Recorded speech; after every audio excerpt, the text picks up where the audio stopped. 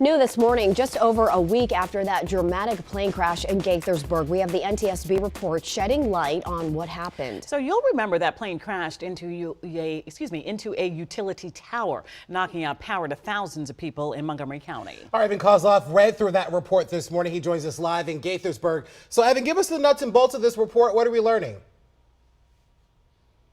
Good morning. This is the report right here. It's just 5 pages, and it really paints the picture of a pilot communicating with the controller as he made his descent and as he battled some really poor weather conditions.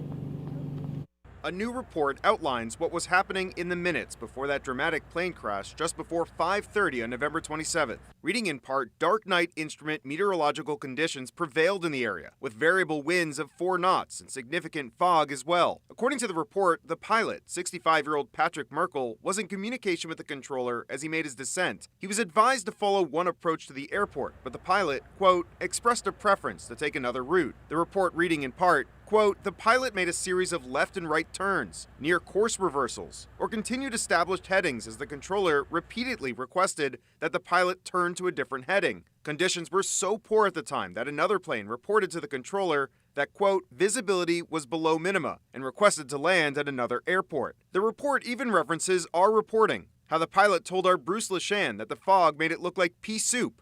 As Merkel dangled from that tower, he reported to the 911 call center that he got down a little lower than he should have and that he could, quote, see the ground, but he couldn't see in front.